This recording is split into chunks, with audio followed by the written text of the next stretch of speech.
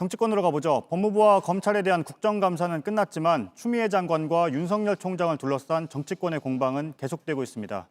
여당은 윤 총장이 스스로 물러나지 않으면 해임 건의안을 낼 수 있다고 했습니다. 반면 야당은 추 장관이 명예훼손죄 등 법적 책임을 질 수 있다고 주장했습니다. 정종문 기자입니다. 추미애 법무장관이 어제 윤석열 총장에 대한 해임 건의안을 검토할 수 있다는 뜻을 내비치자 오늘 여당에서 동조하는 목소리가 나왔습니다.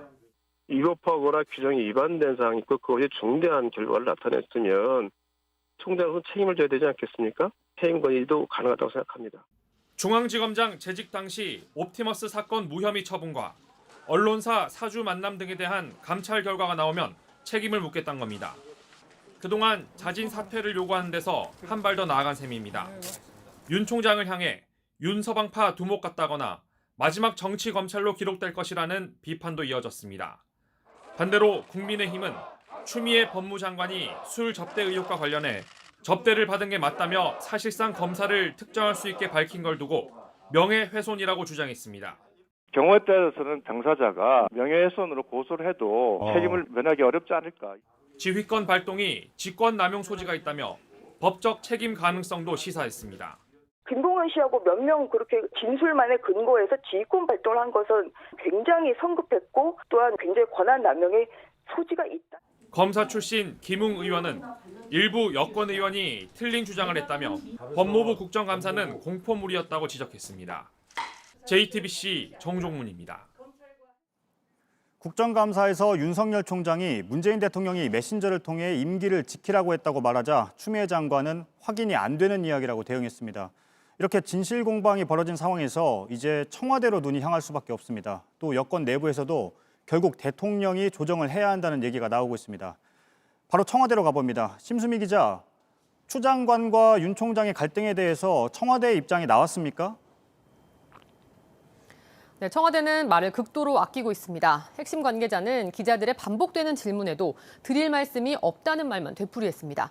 다른 관계자들에게 두루 물어봐도 반응은 마찬가지입니다. 감찰 또는 수사 중인 사안인 만큼 청와대가 왈가왈부하는 게 부적절하다는 겁니다.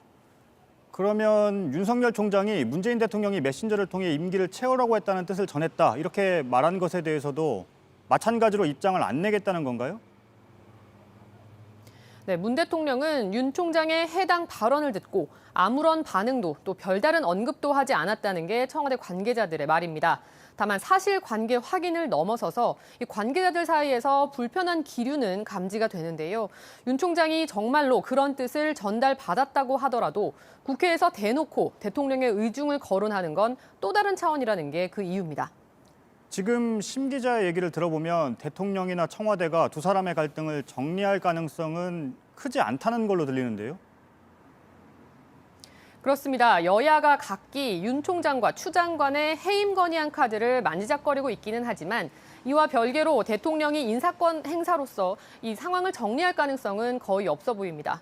우선 문 대통령이 그동안에도 논란이 있을 때 이 인사를 통해서 문제를 돌파하는 스타일이 아니었다는 이유가 가장 크고요. 또 검찰개혁과 관련해서 공수처 설치에 집중해야 하는 상황인데 굳이 청문회 리스크를 새로 만들 필요가 없다는 점도 이유로 꼽힙니다. 모레, 그러니까 오는 29일에 청와대에 대한 국정감사가 예정돼 있죠? 네, 그래서 이날 또다시 라임 옵티머스 의혹 자체에서부터 추 장관의 수사 지휘권 행사가 옳았는지까지 다시 한번 여야 간 설전이 예상이 되는데요. 청와대는 자체 조사를 실시한 결과 옵티머스 등 고위공직자 연루 의혹과 관련해서 문제 없다, 떳떳하다는 쪽으로 입장을 정리한 걸로 알려져 있습니다. 하지만 추윤 갈등 속에서 야당의 문제 지적과 비판은 계속될 전망이라 다시 한번 충돌은 불가피해 보입니다. 네, 지켜봐야겠군요. 심수미 기자였습니다. 1시간 전쯤에 들어온 소식입니다. 법무부가 옵티머스 부실 수사 의혹에 대한 감찰에 착수했다고 밝혔습니다. 어제 국정감사에서 추미애 장관이 감찰 가능성을 말한 지 하루 만입니다. 하지만 당시 수사팀 책임자는 적법한 결론이었다고 반박하고 있습니다. 박지영 기자입니다. 추미애 법무부 장관은 국정감사에서 옵티머스 자산운용사에 대한 초기 수사가 부실했다는 의혹을 제기했습니다. 윤석열 검찰총장에 대한 감찰 가능성도 언급했습니다. 로비에 의해서 이 사건이 무마됐다라는 의혹도 제기되기 때문에 감찰을 통해서 검토해볼 여지가 있다 생각합니다. 추 장관은 이 발언 하루 뒤 곧바로 감찰을 지시했습니다. 이에 따라 법무부와 대검찰청이 합동으로 부실 수사 의혹에 대한 감찰에 착수합니다. 지난 2018년 한국전파진흥원은 옵티머스 자산운용사를 횡령과 사기 혐의 등으로 서울중앙지검에 수사해달라고 의뢰했습니다. 검찰은 지난해 5월 이 사건을 혐의 없음으로 종결했습니다. 그런데 당시 서울중앙지검장이었던 윤석열 검찰총장과 사건 담당 변호사가 과거 국정농단 특검에서 함께 활동한 경력이 공개됐고 부실 수사 의혹으로 이어졌습니다. 당시 수사팀은 반박했습니다. 책임자였던 김유철 당시 서울중앙지검 형사 7부장은 검찰 내부망에 글을 올렸습니다. 수사 의뢰인이 소극적이고 자체 조사와 금감원 조사 결과 문제가 없었다고 진술했다며 수사 의뢰인에 대한 조사를 거쳐 수사 의뢰 범위를 확정한 후 이에 대해 모두 수사하고 판단했기 때문에 부실 누락 수사가 아니라는 겁니다. 계좌 추적과 압수수색이 이뤄지지 않았다는 지적에 대해서도 해명했습니다. 수사 의뢰인의 진술이 불분명하고 증거가 부족했기 때문에 계좌 추적 등 압수영장이 발부될 가능성은 희박했다고 주장했습니다. JTBC 박지영입니다. 이번엔 지금 옵티머스 수사 상황을 살펴보겠습니다. 수사는 조직폭력배 자금으로까지 확대되고 있습니다. 옵티머스의 돈을 세탁하는 데 활용된 기업에 호남 지역 폭력 조직의 자금이 들어간 정황을 검찰이 포착한 겁니다. 신아람 기자입니다. 서울중앙지검은 옵티머스 돈 세탁소로 지목된 업체에 조직폭력배 자금이 흘러간 정황을 포착했습니다. 해당 업체는 선박부품 제조업체인 해덕 파워웨이입니다.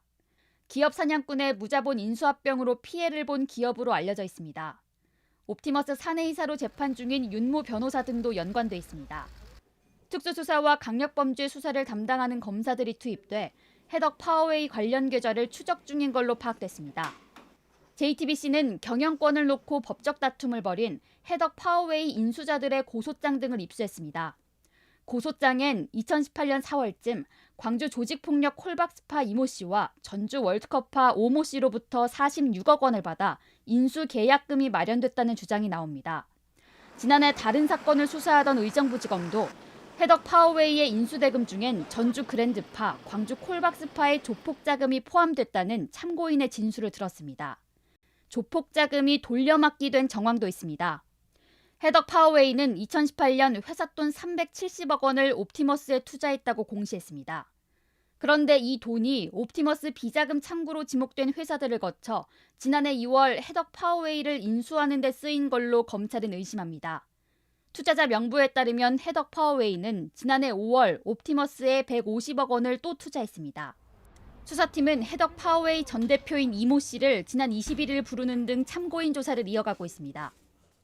수사팀은 이른바 더블 자금, 다시 말해 투자금의 2배를 돌려주는 방식으로 조폭 자금이 쓰였는지도 조사 중인 것으로 알려졌습니다. JTBC 신아람입니다.